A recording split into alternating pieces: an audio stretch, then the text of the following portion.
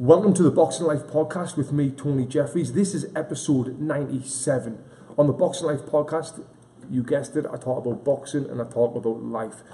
Right now, if you're watching this on YouTube or Facebook, you'll see the gym behind me. I'm in Boxingburn, Brentwood. This is the second location that we got, and I'm recording in here. The gym is empty. It is Saturday night, 5:15 p.m. on the 4th or 5th of January. So, what's been happening? What's been going on? If you want to ask any questions when you're watching this on live on Facebook, you can please fire away, and I will get to them in a little bit. So yeah, it's a new year, 2019. I can't believe the time flies, and the big reason why I've got so many people on Facebook or people following me is through 2008 when I was in the Olympic Games, the Beijing Olympic Games.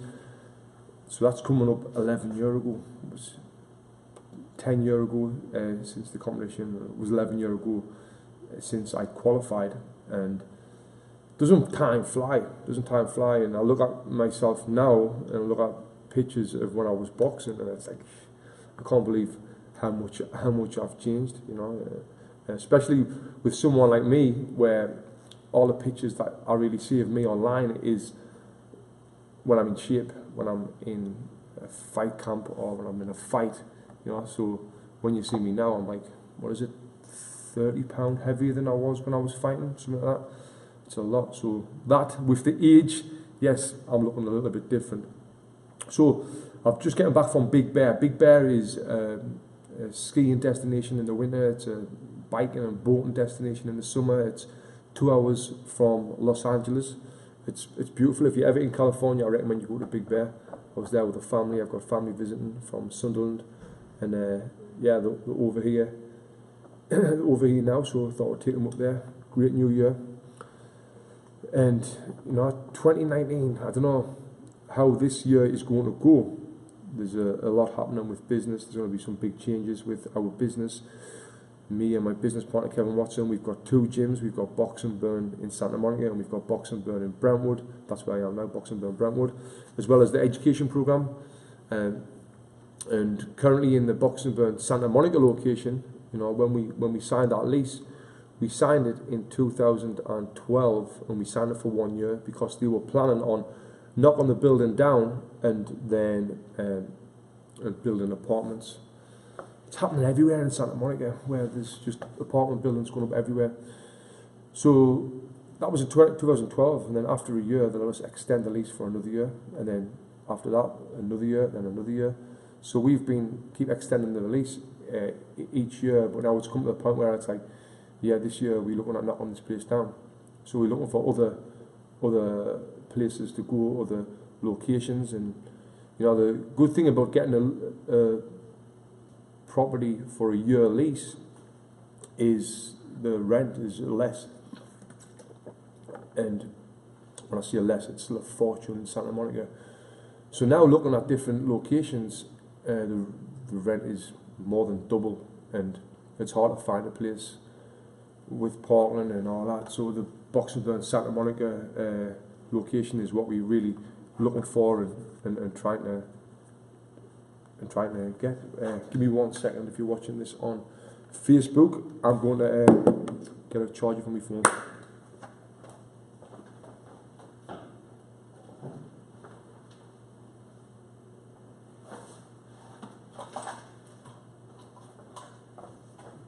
I'm back. Yeah, I just have I need to get this charger for my phone because my phone's recording another video there that'll be going on YouTube. Now I'm going to have to edit this bloody podcast, so it's going to take more time. Yeah, so that's the thing. So we're looking, searching for locations to get another location in Santa Monica, which I'm very confident that we'll find, and it's going to be better than this one. Everything's going to be great, and we're still going to have the best boxing class in the world. Never mind Santa Monica and the Brentwood location. This lease where we are now, this is solid, and it's got good parking and everything like that. Tony Wheels, I see your message, mate. I love Aaron. So yeah, so we've got that. Then education program, the Boxing Burn Academy, where I talk about every podcast, is we've been traveling the world and we've been doing this education program and teaching people how to teach boxing. We've been doing that, and now it's like, what do we do? Because last year we done 12 courses. This year we've only got one lined up to now, which is in Miami in March. But it looks like we're going to look to try and do Austin in April and do England in August, back in the EIS Centre. I've just sent an email today actually to the team Great Britain to see if we can get there again in August, so that'll be good. So if you're from England and you're listening to this, you can send us a message on wherever, Instagram, and yeah, and hopefully we'll get that locked in soon for that. So what I've got to talk about, I always write some little notes to talk about. I want to talk about these glasses that I've been wearing, and you know, I'm not sponsored by this company at all, but I want to talk about them because I love them. You know, I think I've got great eyesight. But I trained this guy the other week named Jason Swanwick. I got heard of him from Jay Ferrugia. He put me in touch with him, and I was training him and I was talking to him. I was asking him what do you do for a living, and he said, oh well, I help people get better sleep. And I was like, oh well, how do you do that? And he told us a few different ways, and then the one way was these glasses that I think he's created, the blue light protection glasses. You can find out about them on swanwicksleep.com. And he said, I'll send you a pair. So I was like, all right. And then I got these pair of glasses, and they're like I don't even like wearing sunglasses, but I got this pair of glasses off them, and they were like clear with a orange tint. And I'm like, oh, I like a bit of a dick wearing them, but you know, I tried them on when they come to the gym, and then I took them home, and I've been wearing them before bed, or even like 2 hours before bed, walking around the house with them on, and I absolutely love them. And I'm not, like I say, I'm not sponsored by this. He doesn't even know I'm talking about this now, but you know, I'll talk about products that I really like. And yeah, so what it does, it protects your eye from blue light. And I think what he was saying and what it is, it's like, you know, you get air pollution where obviously it's bad for your lungs because it's not natural air. Well, you can get a light pollution where it's not natural light. If you think about the olden days when the cavemen were around, and when they used to die when they were 20 years old, but they used to, the only light them used to have was sunlight, natural light, and then when it got dark, it got dark. So what these glasses do, they pull out the light pollution, and it just, for me, it kind of gets everything on one level, and it's like you put them on and you're in a different world. And I absolutely love them, and I highly recommend them. Again, not sponsored or anything by these at all. You can check them out at swanwicksleep.com, or just search for Jason Swanwick on YouTube and find out more about these glasses, because I really think they can help you. And there's other companies that sell them as well, and I'm sure they might, well, I'm not sure, but they might be as good as this company. But these are really good, and my wife laughs at us when I'm wearing them in the house, and the kids try to pull them off all the time. But I really highly recommend these blue light glasses. So I'm just quickly looking at a few questions on Facebook. If you watch this on Facebook, you can ask me questions now. Richard Boyd, how's it going, mate? What made us do a live video after so long? I just thought I'd do a live video on my Facebook. You know, I've been inactive on Facebook, and I've got a huge following on there. So I thought I would do a live video. And you know, it's funny how I've got a large following on Facebook, right? Because I never really post in there. About 2 years ago, I did this post. There was a quote about local businesses, how you should shop for local businesses, and this quote got shared like 500,000 times, and it went like viral around the internet. It's still getting shared now every day. And because it got seen by nearly, I think, well over 1 million people, or two, just seen by millions of people, I think 10 million, something stupid like that, I got like 100,000 new followers on Facebook, right? So that sounds great. Oh, what's happened there? The lights went off. Give me 1 sec.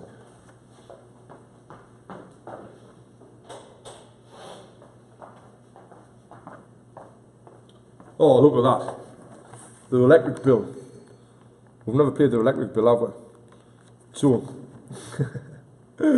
proper old school now when we phone like, yeah, so I got all of these new followers, and yes, it looks good on there. It looks like, wow, Tony is really popular. All these people know him, but the thing is, none of them know who I am. So if I do a post, it doesn't really get seen, because I don't know if anyone on here is familiar with the algorithm of Facebook, and Instagram's the same as well. But when you do a post, the way it gets seen even more is if more people like it and more people comment on it, and because no one really knows who I am on Facebook, I don't get much interaction, so no one really sees me post. So I've just kind of left this page, which is a shame, because I had like 20,000 followers who all knew who I was before, but now they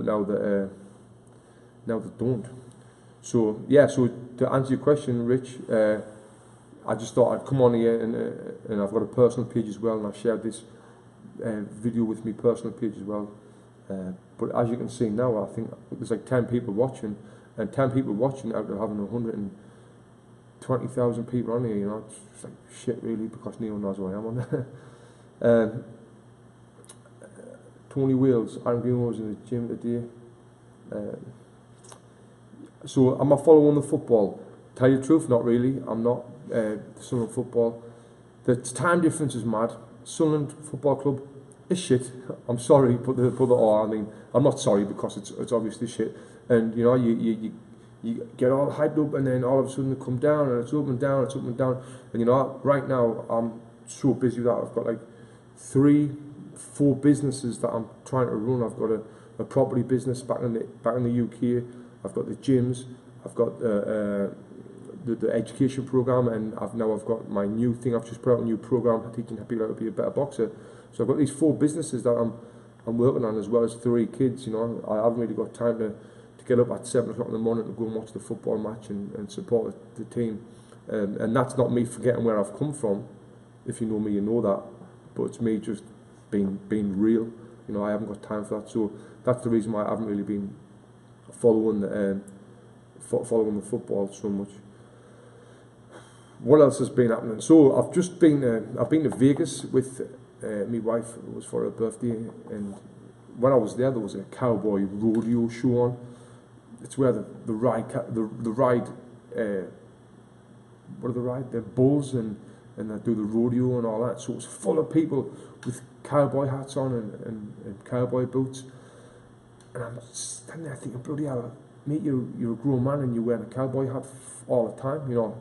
And I'm laughing with my wife, and it's like, but it is their culture, and I'm not hating on their culture. But if you're a 30, or if whatever age you are, and you're wearing a cowboy hat and cowboy boots, I'm saying, is it not time to grow out of that now, and you know, wear something more comfortable? But each to their own. I'm not going to hate them. And I was coming through the airport in Vegas, and there was this cowboy. He was a bit younger than me. He was probably about 30 years old.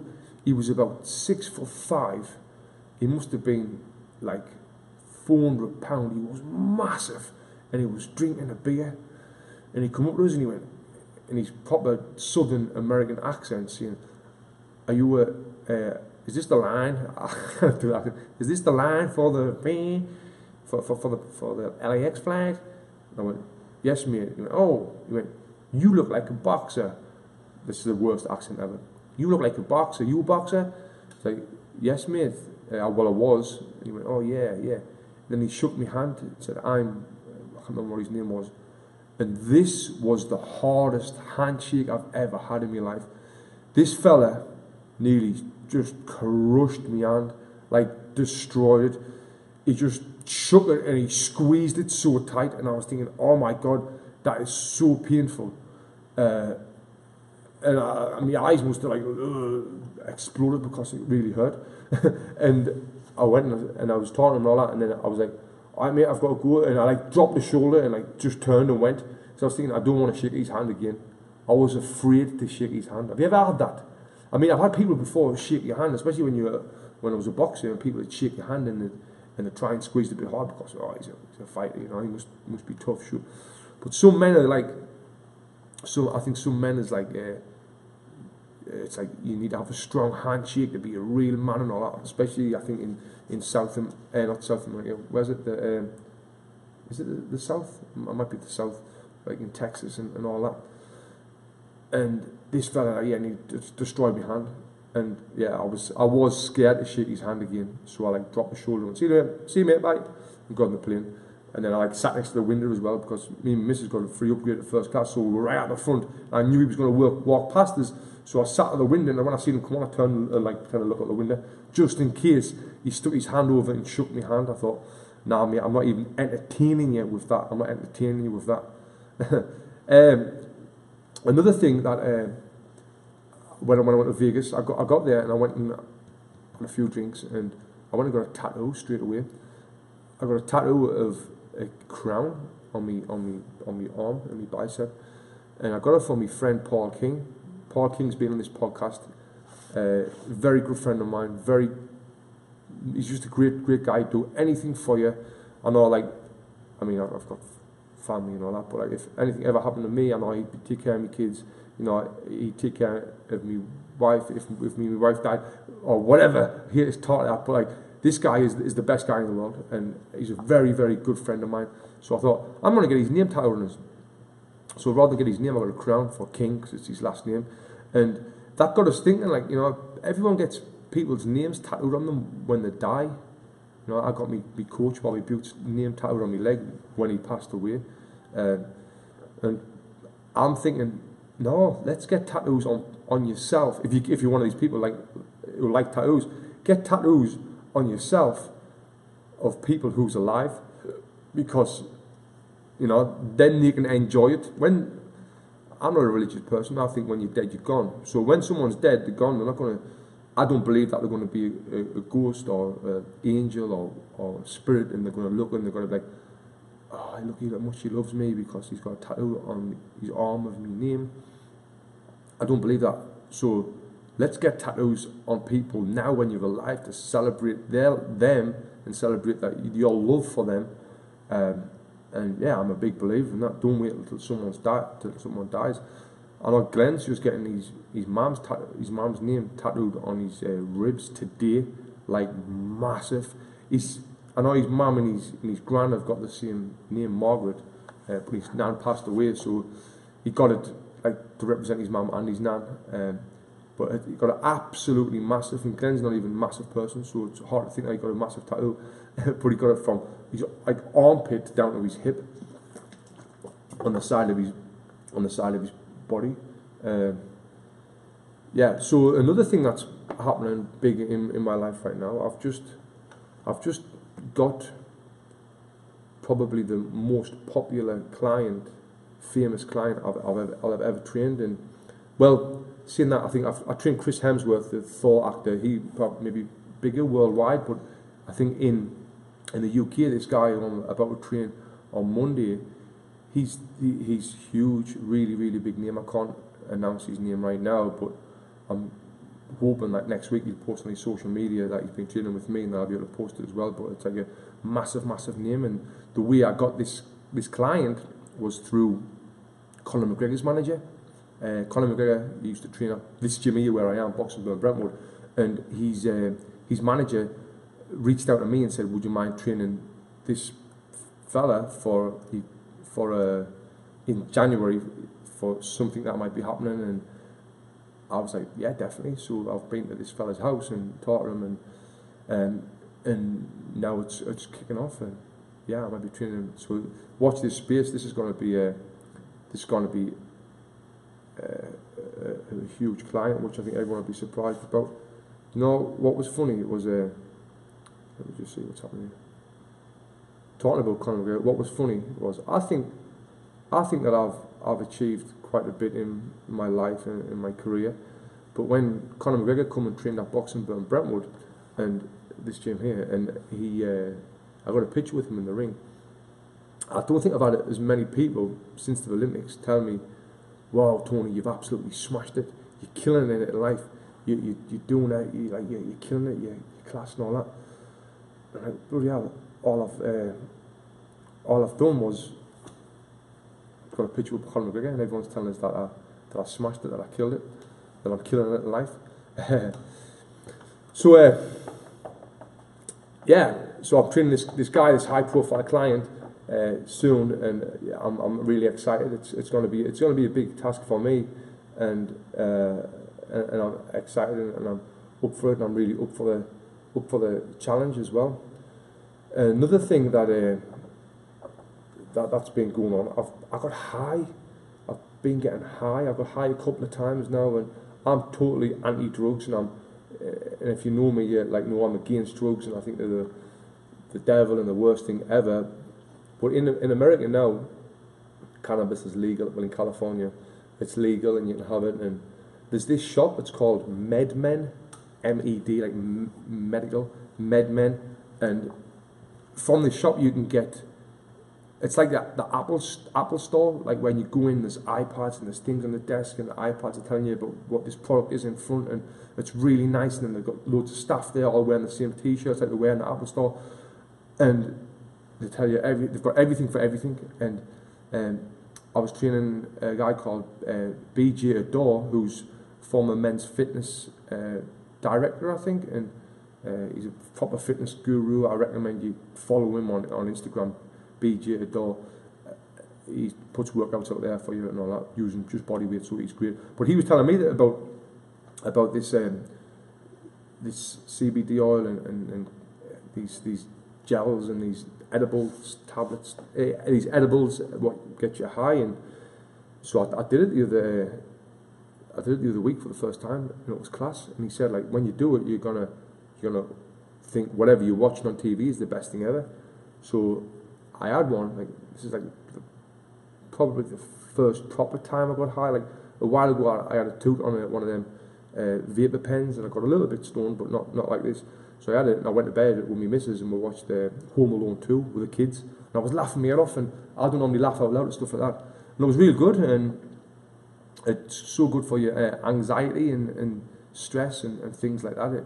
And that's why it's getting so popular, because of that. And yeah, I really enjoyed it. And then a few nights later, I gave me mother-in-law some. I went, yeah, have this.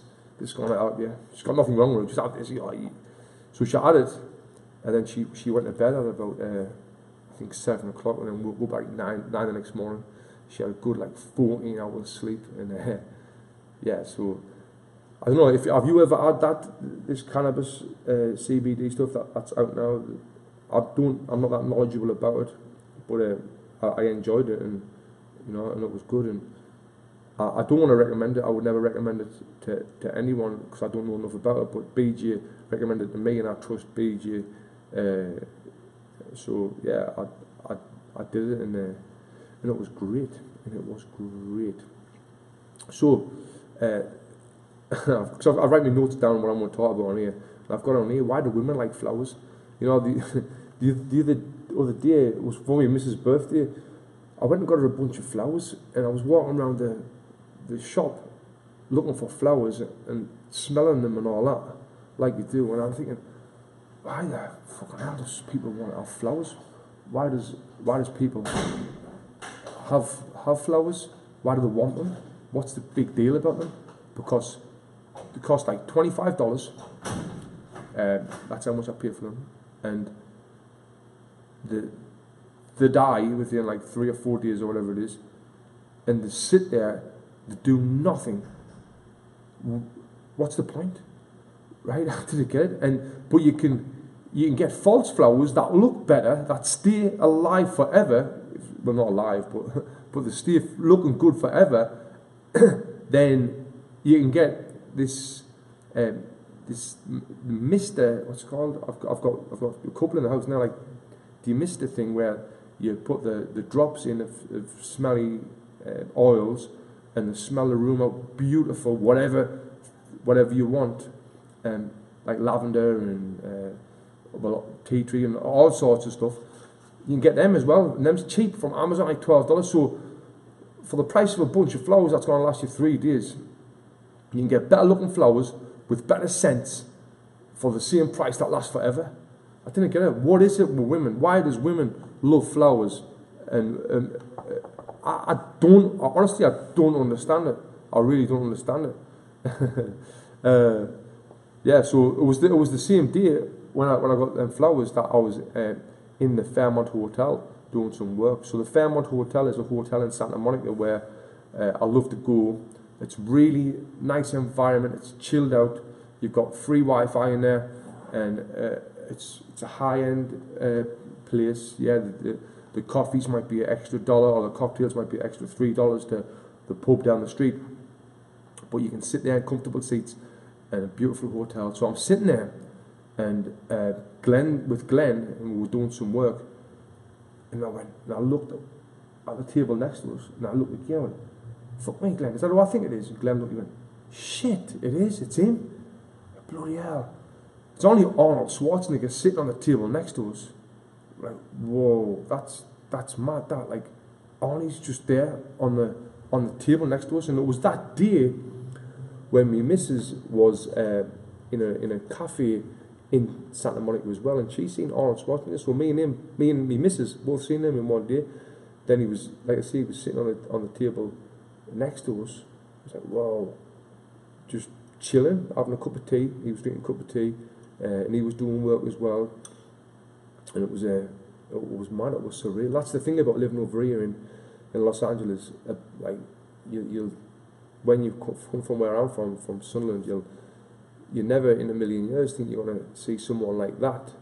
Never mind on the table next to you. Yes, I pulled my phone out. Yes, I took a quick picture of him, which I shouldn't have done, but I was like, because I'm not wanting to get like, oh, starstruck and all that. But I mean, it's Arnold Schwarzenegger, possibly one of the most famous actors right now of all time. Maybe is it debatable that Arnie's one of the top actors in the world? I don't know, but yeah. So I snuck my phone out and I was like, took a picture. I sent it to I'm in a group with my family when they're back in England, and I sent them. I said, look who's sitting on the table next to me. It's Arnie Schwarzenegger, isn't it? And they loved it. Yeah, so sitting next to him, it's so surreal over here. So what else have we got on this list to talk about? Claire phones me on his room at 7 PM, bought the talk. That'll be over. Yeah, so talk about August. So yeah, I've just done my program that I've put out there, Be a Better Boxer program, and this is I've done 30 plus videos where I teach people how to become better at boxing, and it's been really interesting doing this because it's the first time I've went out there and done something digital and tried to get paid for it by myself and educate myself on it. So let me tell you the process of what I've done. So over the last year, I've built my following on Instagram, and if you follow me on Instagram, you'll see that. And the way that I've built my following is by giving people value, meaning that when you come on my Instagram page, you're going to learn something. You're going to get educated. And what do I charge for it? Absolutely nothing. So I've been doing this, giving people value. 3 tips to punch harder, how to work when you're inside, how to get faster feet, how to get faster reactions, how to move your head faster, how to do this better, how to do that better. It's just non-stop. I've been giving people these tips, and I must get 20 direct messages a day asking me, how do I do this, how do I do that, how do I do this, how do I do that. And at first I was replying to them, and it was taking us a good 10-15 minutes to reply to someone, telling them how they get stronger at throwing the hook or put a combination together or close it. It was taking a long time, and the questions were the same. So I was like, this was when I was in Australia. I was thinking about this. I was thinking, how I need to do something to earn from Instagram, earn money from that, help these people who are wanting all these questions answered, and obviously, like I say, earn and get extra income from me, and get it. So now when someone asks a question, or you want to know how to close the distance when you're in a fight, there's my program there. If you want it, you can get it. If you don't want it, that's fine. Maybe I'll make a video in the future. But with me giving lots of free stuff out, free value, which I'm still doing, is, like I say, it's building my following. It's building my reputation to people who don't know me, who have never heard of me. And with me building the reputation, now when I come out and say, all right, now I've got my Be a Better Boxer program, which is going to help you be a better boxer, no matter what level you're at, because I'm giving you tips about, this is not a sales pitch by the way, but I'm giving you tips about how to work inside, how to land a body shot, how to turn someone from the ropes, how to cut the ring down, all these little tips and tricks that I've learned over the years. It's all on there. So if you want it, you can get it on there. And because people's build a trust up with me, and they know that all of the free stuff that I've been getting is like shit hot and really good. When it comes to I'm selling this program, who wants to buy it? You know, I've getting like nearly 200 people's bought the program, and I've done a deal. I've done the first 100 people was for $97 or $99, and then after that it goes up to $300. So you're saving this. And right now I've got a January sale on, back down to that price. So I've been selling stuff through this, selling these packages, and the feedback has been really good, and it's been a good learning experience for me, because I had to hire someone to build a website. And I'm using a website called ClickFunnels, and I used a website called Upwork to find someone to do ClickFunnels. I've hired a woman from, I think she's from Pakistan, who works for, is it $35 an hour to do the website. It cost us like $500 to do altogether, and then all I had to do was record the videos and then put them, like obviously I had to work, not just record videos, I write down everything I was going to do, and then I put them out there, and yeah, it's went really well, and I'm going to do it again with some boxing drill videos as well. So I've been doing that, and yeah, I earned a nice little Christmas bonus, and that's going to be there forever now. And living in this town, if you listen to the last podcast, I spoke about living here and the expenses it's a fucking fortune living in Los Angeles. I love Los Angeles, and the reason why it's a fortune is because I think it's one of the best places in the world to live, with the climate and all that. So yeah, we're having 3 kids in Los Angeles, and you know, I'm renting a place now where it's expensive, and I want to buy somewhere. I've got to earn more money than the gyms is bringing in. So any little piece of pie I can get, if you like, any bit of money I can make doing what I love, I mean, it's a bonus. And the biggest thing and the best thing, well, definitely the biggest thing, is that I'm helping so many people as well. I'm helping so many people get better at boxing, and like I say, the feedback that I've been getting from it is great, and I'm really enjoying the journey with this. So I'm going to see if there's any more questions. Alex asked how much it is. So I've got a January sale on now for until January 14th. It's going to be $97, but then it goes back up to $297, I think it is. Where can I watch this Be a Better Boxer? So Richie asked about where can you get it from. It's programs.tonyjeffries.com. If you see me Instagram, click the link there. Tony, have you watched Son Until I Die on Netflix? No, I've started to watch Son Until I Die on Netflix. I think it's really good. I'm really enjoying it. And you know, it just shows like the people from Sunderland how passionate we are about the football club. And even though I've been in this podcast, I said I'm not anymore, which I'm not. And I'll be honest with you, but it just shows that people are, and people where I'm from is amazing. And even though Sunderland now they're doing terrible in the second division, the people still support them and still put the time, energy, and money into them, which is great. And them same people were the people who supported me when I was in the Olympics, and you know, they're amazing. The people from Sunderland. How many fights did you have before you turned pro? This is Alex Gibb.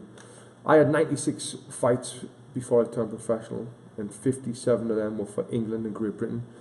I was the captain of the England boxing team. I won 7 national titles. I won a European gold medal, obviously the Olympic bronze medal. I boxed in the Commonwealth Games in 2006. The Olympics was 2008. And then I turned pro. I had 10 pro fights. I had 1 draw, which is a total different